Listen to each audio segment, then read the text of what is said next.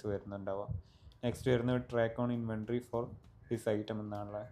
അതായത് നമുക്ക് inventories manage ചെയ്യണം എന്നുണ്ടെങ്കിൽ നമുക്കിത് ഓപ്ഷന് എനേബിൾ ചെയ്താൽ മതി, അതല്ലാന്നുണ്ടെങ്കിൽ ഡിസേബിൾ ചെയ്തിട്ടാൽ മതി. നമുക്കൊരു മിനിമം ക്വാണ്ടിറ്റിയും മാക്സിമം ക്വാണ്ടിറ്റിയും റീഓർഡർ ക്വാണ്ടിറ്റിയും കൊടുക്കാനുള്ള ഓപ്ഷനാണ്.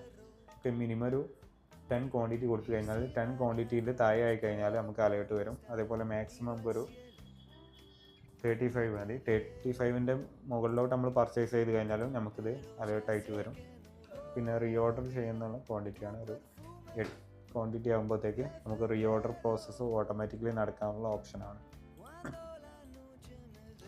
Next item cancellation and return ആണ്. അതായത് കസ്റ്റമർ ഇത് ഓർഡർ ചെയ്ത് കഴിഞ്ഞാൽ കസ്റ്റമേഴ്സിന് ഈ ഐറ്റത്തിന് റിട്ടേൺ അവൈലബിൾ ആണോ എന്നുള്ള ഓപ്ഷനാണ്.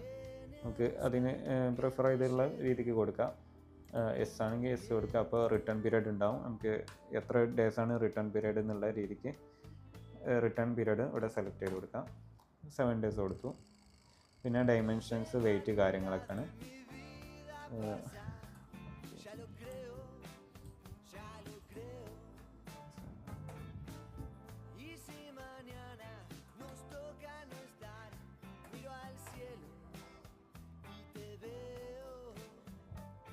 ഓക്കെ, പിന്നെ നിങ്ങൾക്ക് ഓൺലൈൻ സ്റ്റോറിൽ എന്തെങ്കിലും ടാക്സ് കാര്യങ്ങൾ ആഡ് ചെയ്യണമെങ്കിൽ ആഡ് ചെയ്യുക. പിന്നെ ബാഡ്ജ് നമുക്ക് ആഡ് ചെയ്യാൻ പറ്റും. സെയിൽ ഓൺ ദിസ് ഐറ്റം എന്നുള്ള രീതിക്ക് നമുക്ക് ബാഡ്ജ് കാര്യങ്ങൾ ആഡ് ചെയ്യുക. പിന്നെ ഡിസ്ക്രിപ്ഷൻസ് കാര്യങ്ങൾ കൊടുക്കണമെന്നുണ്ടെങ്കിൽ കൊടുക്കാം.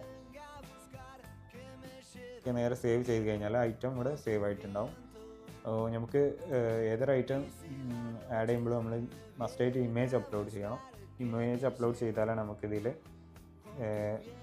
നമ്മുടെ ഓൺലൈൻ സ്റ്റോറിൽ ഇമേജ് ആയിട്ട് കസ്റ്റമറിനെ കാണിക്കത്തുള്ളൂ.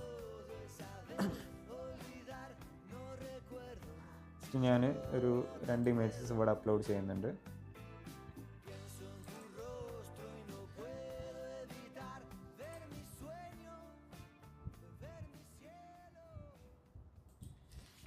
ഓക്കെ, ഇമേജസ് കാര്യങ്ങൾ അപ്ലോഡ് ചെയ്യാം.